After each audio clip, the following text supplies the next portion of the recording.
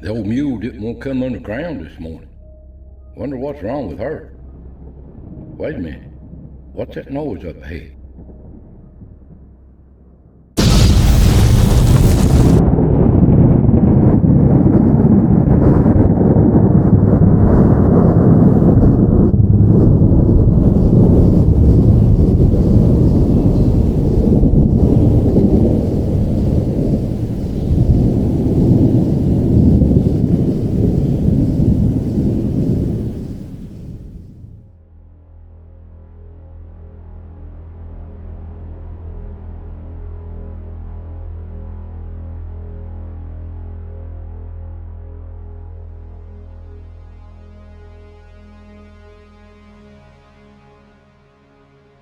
These old Appalachian mountains is full of coal.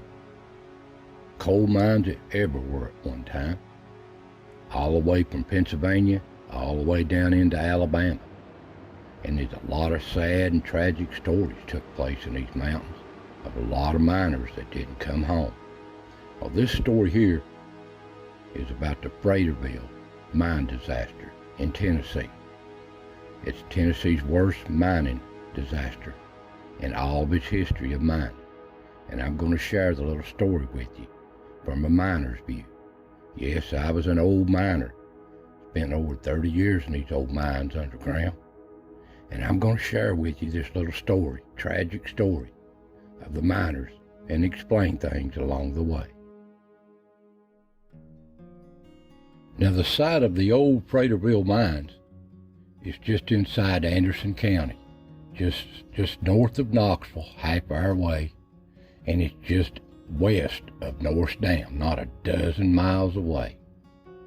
And you can see it down here.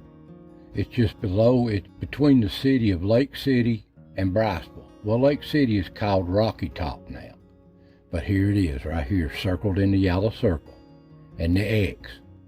You can't even tell there was a mines there, but that's the location. All you'll see is stuff like this along the road. Old sign just honoring the people that died in this mine. And it's the mines, I said, is on old private property. You can't even tell it's a mines there. It's been reclaimed. And the little mining camp of Fraterville looks something like this. Back in the day, all up and down these Appalachias, all these little mining camps was next to the mines. Now, all the men at these mines, these mining camps, they were brothers, cousins, uncles. They just all worked together in the same mines. So there you have brothers, fathers, sons, uncles, cousins, all family. And back before the labor laws back in that day, they worked a lot of children. I've heard them work them as low as 10 years old. But they mostly just took care of the ponies and the horses in the mines, stuff like that, because they're wasn't strong enough to work at the face loading coal like their parents or their uncles or older brothers. So they usually took care of the ponies and the mules and stuff like that. And they done a lot of work in the bradish doors, because that back in them days, how they ventilated, they had to travel this track hauling coal. Well, they'd have to open the doors and close them back for ventilation. That's the way it was.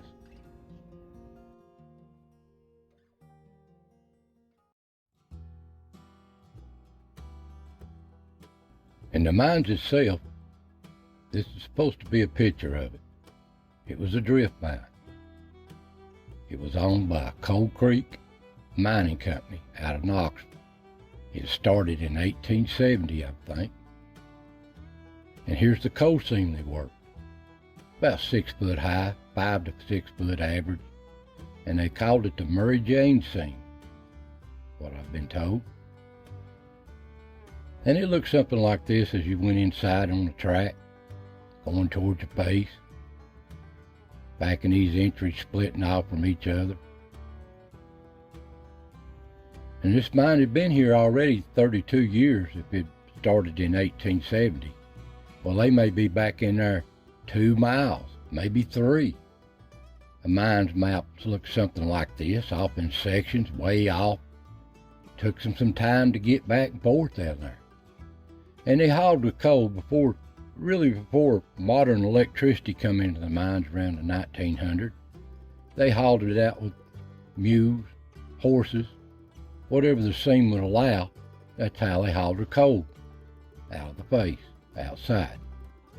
And it looks something like this, a little drawing I made. How they ventilated. You see the little arrow on the green, that's the fresh air, and it goes across the face.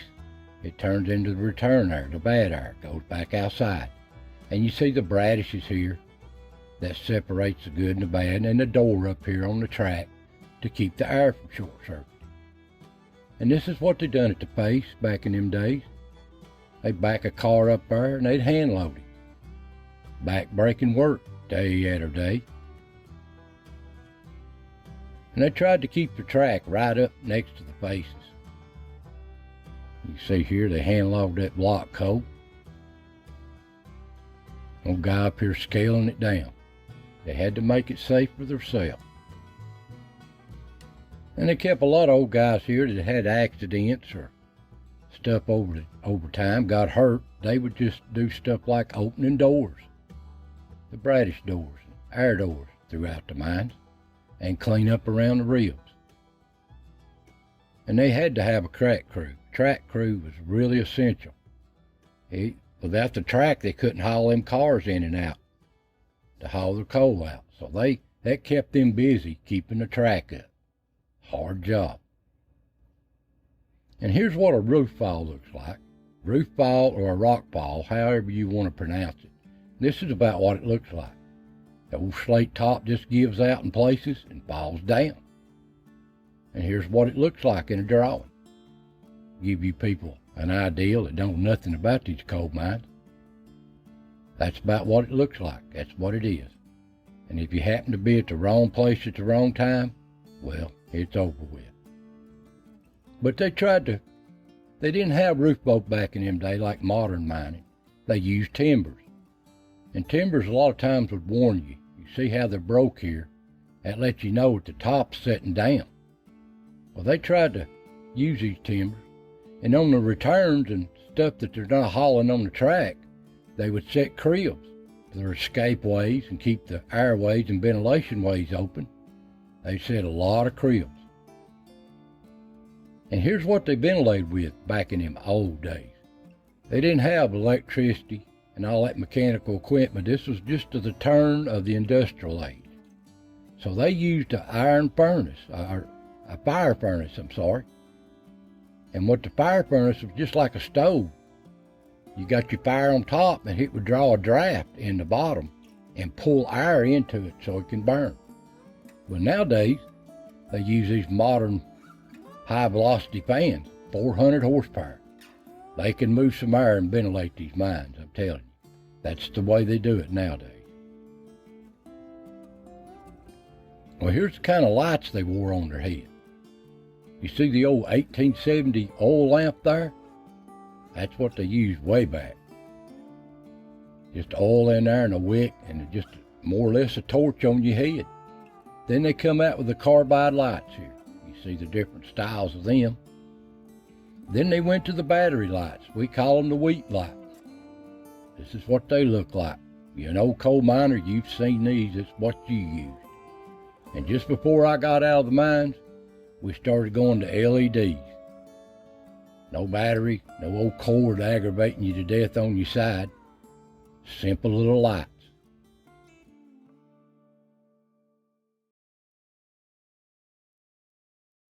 Well, they use a tag board at the mines, and they still do today. That's your name on it, or your company number they give you, your tag. So that's to know who's in the mines and who's not in the mines. That's a necessity. Now, I reckon on the morning, over the weekend, this is a Monday morning, the ventilation had been down for some reason all weekend, and they just now getting it started back up. But they give them the all clear sign to go back to work. Go in that Monday morning. Well, they all started in. May 19th, 1902 at 7 a.m. And I'd say a lot of them was a long way to the working places. Long way. And they was just on their way in. And about 7:30 a.m., here's what's happened.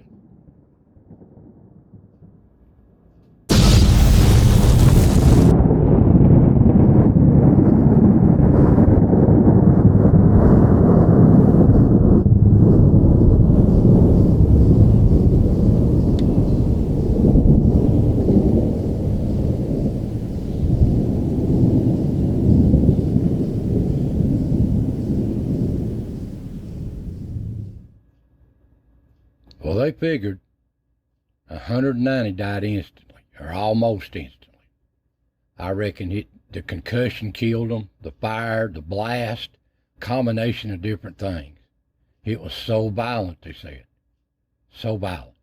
And here's what it looked like coming out the portal. About like being in a shotgun shell. Just so violent. 1,000 degrees there for instant. So this is it. If you survived the concussion, you was far enough away from the blast. But here's what would get you. The bad air and the smoke. It'd just get you. You could smother to death. Well, tragedy going on, the whistle going off. But when this whistle goes off, the mining camp, they know it's bad news. Something bad's happened at the mine. So everybody's scared to death, and everybody's trying to get up there to see what's going on. Here you can see a picture here of what, after the blast, you can see where it scorched the earth, where it come out and blowed old mine cars out. That's violent. I was even told that a guy got blowed out.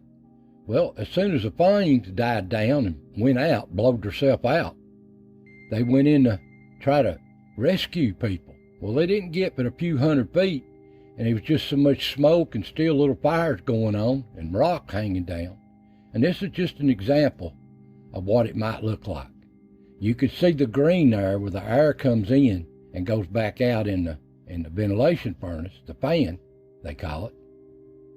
It's short-circuited, so it can't go to the working places and ventilate through the maze of ventilation to come back out to get rid of the smoke and all that stuff. So it's just short-circuited. Well, in the meantime, all the people from the mining camps up there, what's going on, which man is it, what's going on, what's happened, is my man all right? So it really getting chaotic there, I can imagine. Well, they kept getting in there deeper and deeper as they got their ventilation up and putting the fires out as they went. And people were just mangled, just pieces of them, burnt. They couldn't even recognize or identify some of them. And so I'd say it was just so violent, so violent. Then went to working face. A lot of them didn't even get to the face at that time. Well, they was still 26 men missing. And it took them 4 days to get up there to them. Well, these men knowed that they couldn't get out through that smoke. They couldn't breathe. So they barricaded themselves in at the face where they's at. Here's a little drawing about like what they do. This is just an example. They barricaded themselves in a working place up in a hidden. But they didn't have no oxygen, and the air was so bad and so much smoke that what oxygen was in the air was finally depleted to a point that it couldn't support life. Well, they finally started getting the bodies out, but it took them 4 days to get to these barricaded people. So sad. So sad. And the state had to come in and help them with all the coffins and body recoveries and everything. All told, there was 226 miners died in this explosion. This is so tragic. And here is a list of all the miners that died in the Fraterville mine explosion of 1902.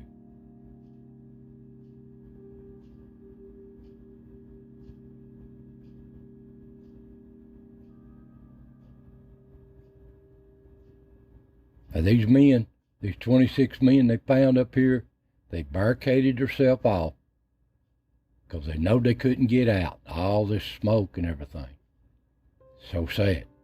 And they found these men, some of them praying positions where they died, and they'd all wrote notes to their family members. And there's a few notes that I have, but here's one that I'll show you right here. I'll read it to you. Ellen, darling, goodbye for us both.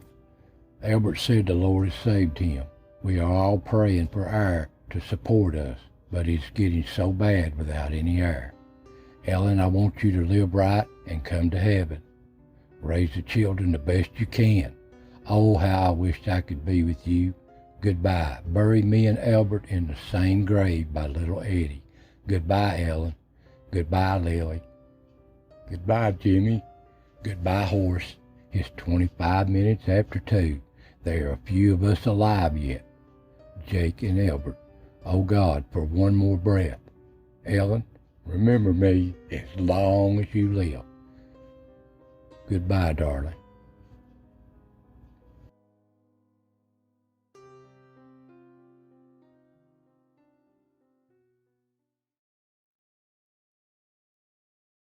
So sad.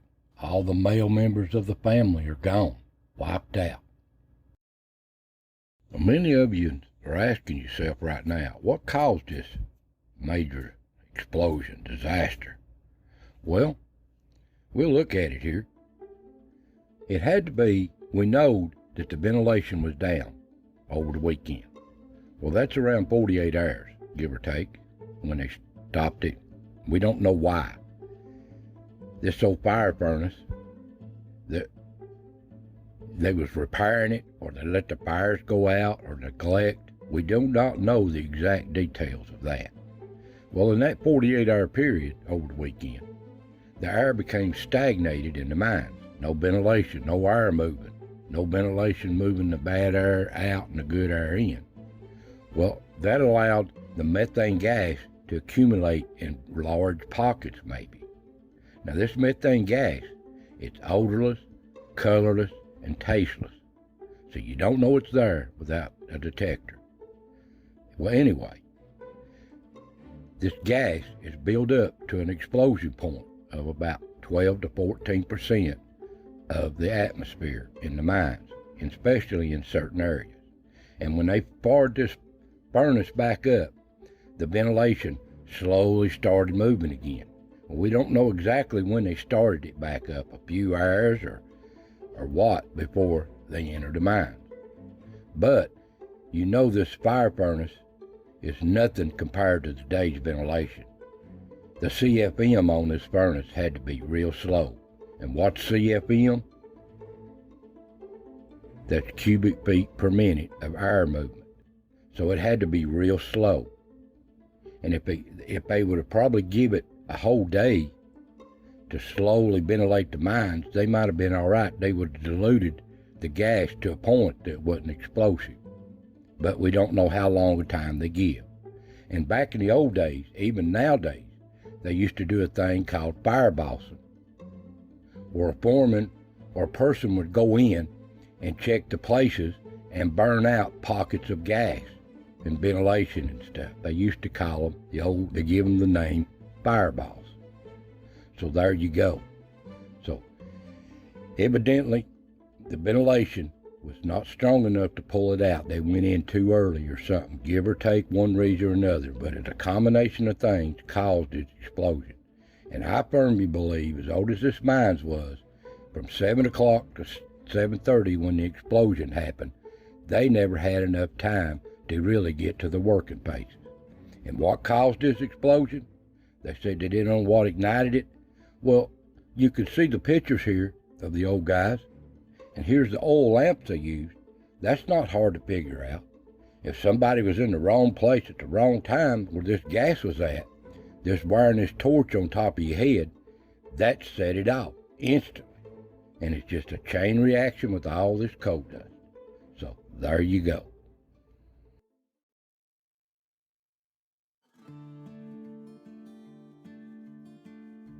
Now, Mine Safety Administration, they experiment with this methane gas all the time.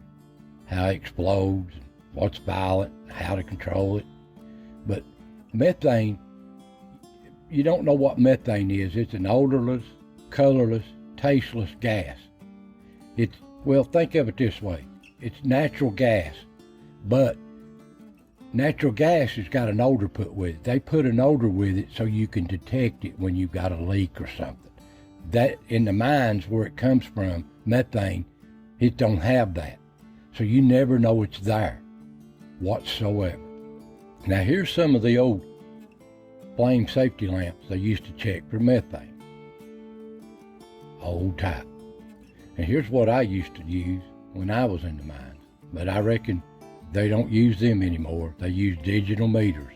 They can tell you what quality, how much oxygen's in the air, how much carbon dioxide, monoxide, methane, and all on that little meter. It's just so much to do. Now what made these so violent when you have an explosion is when you have an explosion, the concussion picks up all the loose coal dust on the ribs, on the walls, on the floor, on the ceiling, and it puts it in the air, and it just ignites. So it's a chain reaction. Just makes it so violent, just a chain reaction explosion, all this coal dust. But what they do nowadays, they use rock dust. They spray rock dust on the walls and the floor, the ceiling. It dilutes the coal dust down to a point to where it's not explodable.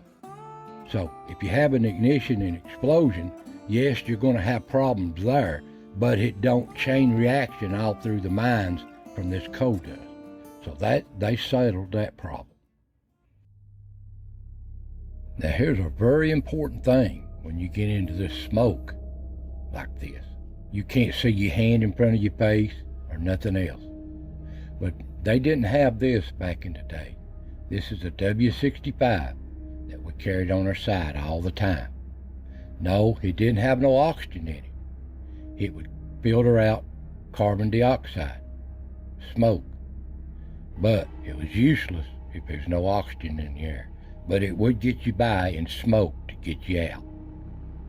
And another thing that they didn't have, that they have really good now, is a SCSR.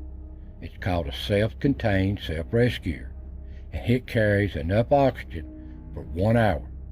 It's according to how hard you breathe and stuff, but around 1 hour average. So you could don and put this on, and you could go for an hour with no oxygen, no smoke or nothing. But you got to be able to see where you're going, even if you had it on. If it's smoke, you can't even see your hand in front of your face. How do you know where you're going? But that's some things that they got nowadays that they didn't have back then. But it don't matter. No matter how safety equipment you got, these mines are still a dangerous place to work.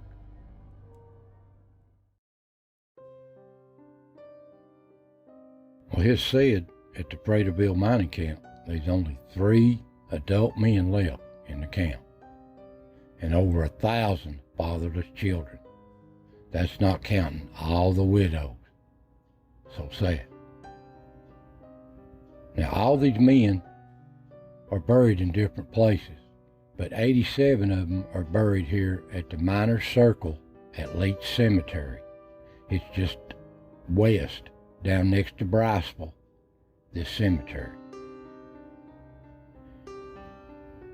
And you can see a picture of it here.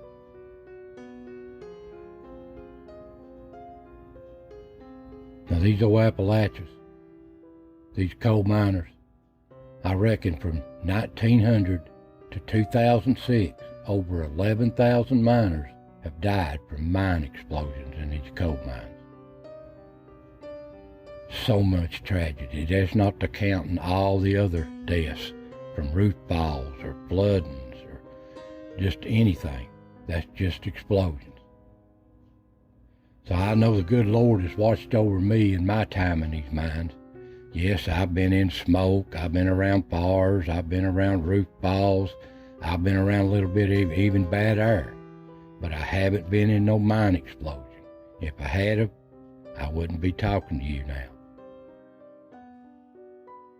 So I want to thank y'all for watching. Hope you enjoyed.